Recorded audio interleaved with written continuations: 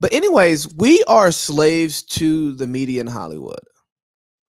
Just think about it. Most of what we learn about the world is through someone else's lived experience.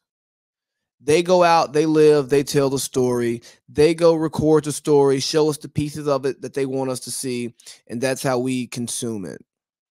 And if we don't do that directly with stories, what do? We read a book, which is someone else's perspective of events that happened. Then we watch movies, entertainment, and we spend a lot of time watching movies and watching TV shows. And believe it or not, that impacts how you think about life. That impacts the way you receive things. And when we have tragic events that happen in this country, everybody wants to make it a open and shut. It was this that caused it. No, no, no. It was a lot of different experiences that shaped a person's being and got them to where they are or where they were. And I took this from Bill Maher's closer on the most recent episode of Real Time with Bill Maher, and he talked about how we glorify vigil- Vigilantes. vigilantism in Hollywood, and it's the rogue guy with the gun who's the good guy with the gun who's stopping the bad guys. And that's a common theme in many of these mass shootings that we see. And it had me thinking, like, well, dang, that is all over Hollywood, you know? It's in so many shows that I like, so many shows that movies that we watch, and you think nothing of it. But that shit do be looking cool. And then you start thinking about how many other things do we consume, especially in movies and TV shows that, that looks pretty cool. And how much of that drives us to want to do things, you know? And if you get too consumed in the movies and the TV shows and seeing what they're doing that is cool, and you're not spending time living your life, you'll forget that some of the stuff that you do is cool. A lot of the stuff that you do is cool. It may not sell a movie, it may not be glamorized. And, you know, going back to when we talked about how the bottom line is now getting rid of a lot of movies that we love because they won't greenlight it. Well, some of those movies are the movies that remind you of real life. You know, the movies that are I mean, think about it. Transformers is not ever happening. You know, the Marvel Universe is fake. It's professional wrestling. Hey. It's still fake. Hey. You know, we're not seeing just movies like dumb, pointless movies like Half Baked.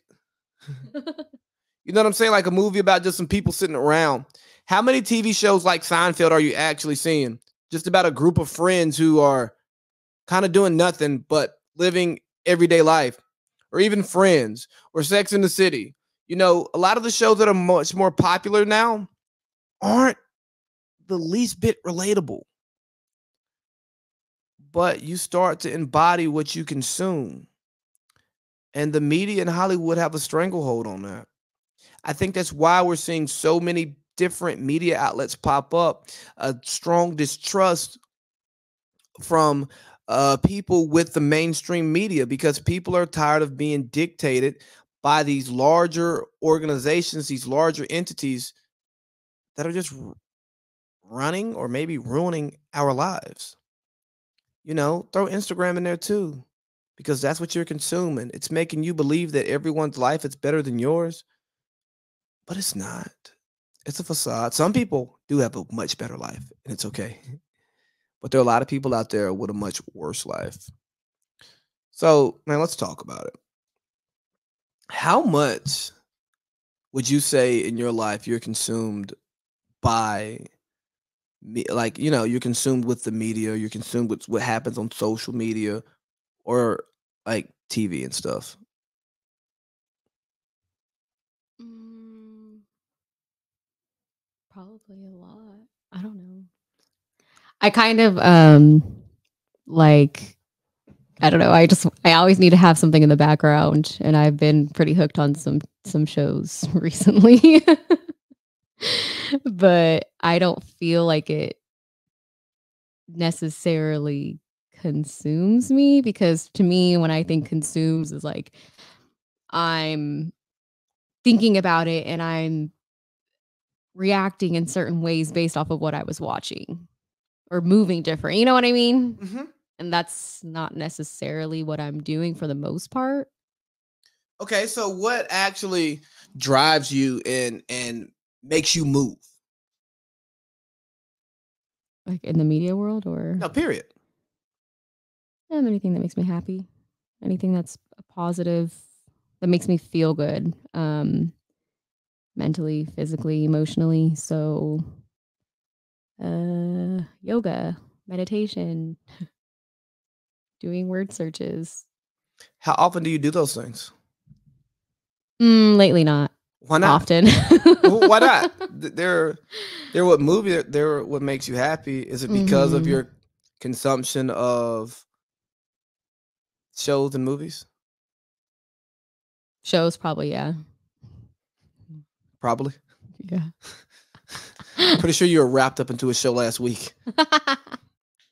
You may have pushed through 14 episodes in like 3 TV days. Which show? Love is Blind, season 1. Oh, that's right. Maybe 5 TV days. Yeah. Focus TV days, not like background TV No, days. like, Nah. no, you're sitting on the couch watching it. Sitting on the couch, stopping what you're doing, putting the phone down, and watching that filth, right? But that, I would say, lightweight consumed me because you think about it. You think about your life and their thought processes versus your thought processes.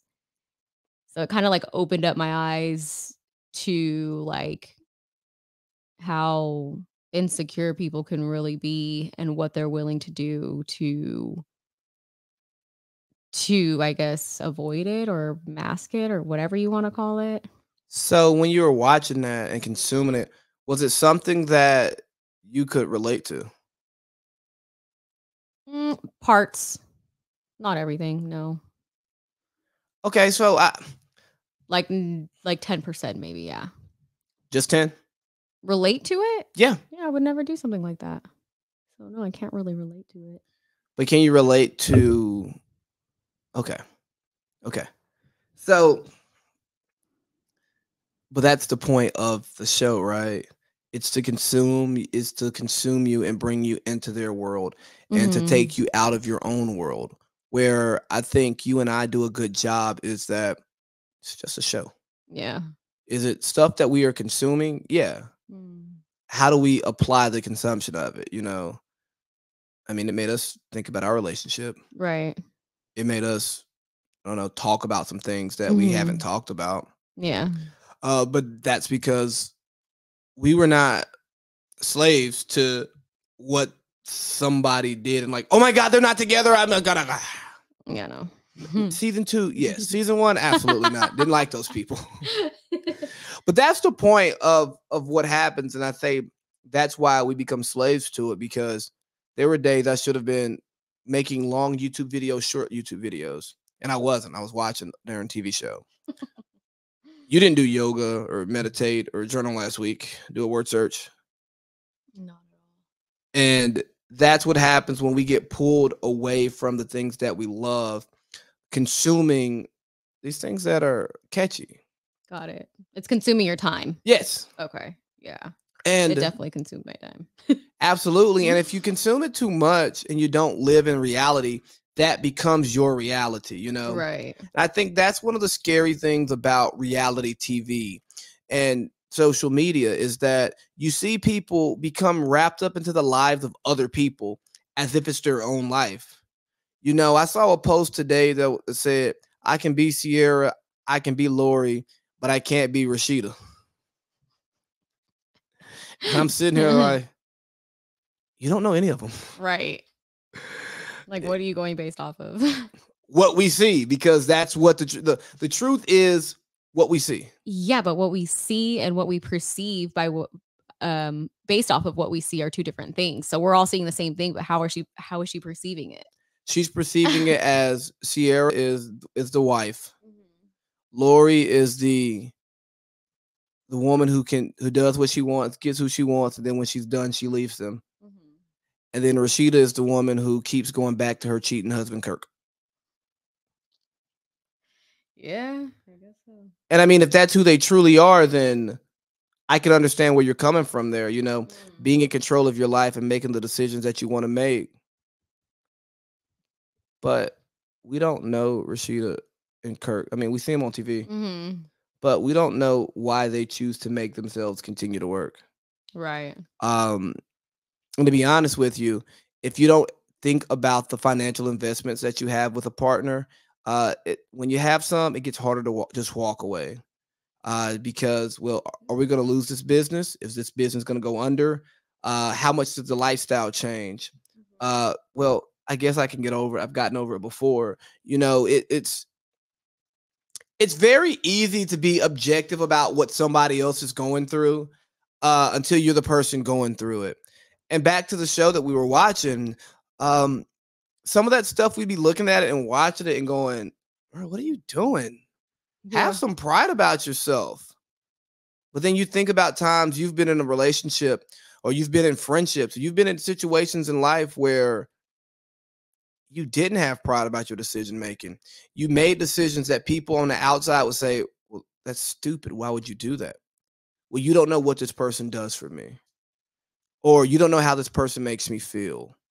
Or I just want to be in a relationship so bad that I'm willing to deal with something that's not the most healthy thing for me because it makes me feel good right now. Right. Like, why do we drink? Long term drinking is not healthy, but it makes us feel good right now.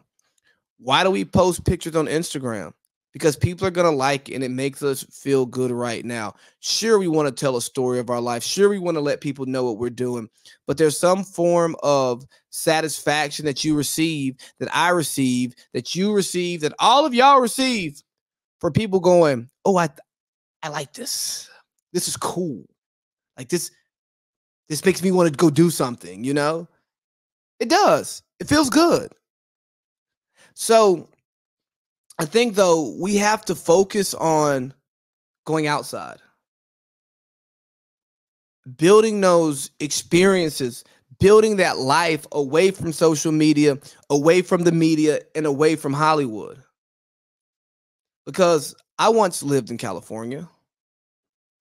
The way people talk about California versus the way California truly is, it's a difference. People talk about how crazy liberal it is. Well, in the state as a whole, sure. But when you go to different parts of the state, it's normal. There's country in California. There's desert in California. There's beach in California. There's mountains in California. There's city in California. You tell somebody California, "Ooh, yeah, the weather there is nice." Monterey, California has some of the worst weather in the country. It doesn't get hot. It doesn't get cold. The weather is confused. Some people like that, but my closet is set up for the extremes, winter and summer. That hoodie weather. I mean, I got plenty of hoodies, but still, that's besides the point. That hoodie weather ain't it for the summer. But then you go to San Diego, and I mean, you can have different weather in different parts of the city. People can tell you how great LA is when they go visit, but talk to the people who live there, who live in a one bedroom with three roommates because it's so expensive to live there. And if you don't have a good job, you probably have a bad job and you're trying to get on in Hollywood. And if you understand LA, you know what I mean by a good job versus a bad job. It could be the difference in being 22 with a corporate job or 22 waiting tables so that you can try to get into the industry. There's a difference there. But I didn't know that until I went to Los Angeles. I moved to the Middle East for a little while, and people talk about, "Oh my gosh, is it safe over there? Is it that over there?" Yeah, it's super safe. Safer than America. I didn't lock my door ever and wasn't worried about anything. Nobody ever came into my room unannounced that couldn't come. Like my friends could come because they knew the door was unlocked, but no one ever robbed me. But you don't know that until you live. So take some time to get away from what you see. What they say, believe half of what you see and less of what you hear. Mhm. Yeah, don't believe everything until you feel it, till you've lived it, because you'd be shocked how that could change you.